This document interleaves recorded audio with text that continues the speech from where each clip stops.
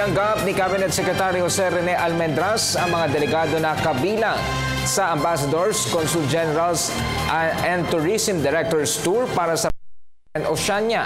Layo ng tour na hikayatin ang mga komunidad sa Pilipinas na palawakin ang kaalaman sa kasaysayan, kultura at pamana ng bansa. Narito ang ulat ni Elena Luna.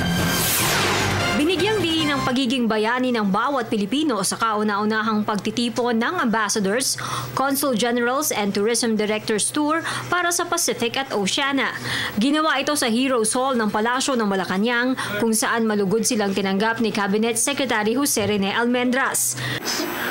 Both countries that have hosted you and continue to host you are real friends of the Philippines. And their strong commitment to doing what is right has made them very strong allies of the Philippines. We are so proud that they are there with us. We know that they are there with us.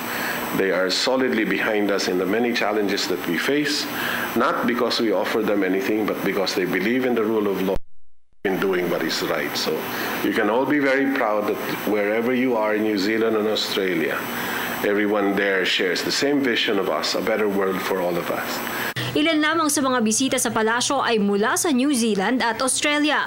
Layo ng tour na hikayatin ng mga Filipino communities na palalimin pang lalo ang kaalaman sa kasaysayan, kultura at pamana ng bansa at ang puntahan ng mga tourist destinations sa Pilipinas, kabilang na ang palasyo. On behalf of the President, I welcome you to Malacanang. I welcome you to Heroes Hall. This is called Heroes Hall because this is dedicated to the heroes of the Republic of the Philippines. You'll see all their faces, all their paintings here. A lot of memorable events are actually held here.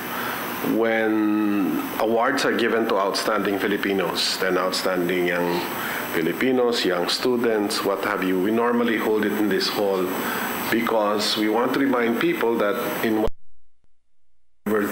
small thing you do, you can actually be a hero for the country.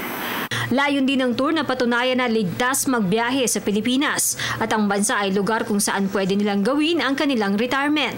Ayon kay Secretary Almendras, pinili ng ilang mga Hapon at Germans na dito na sa bansa magretiro.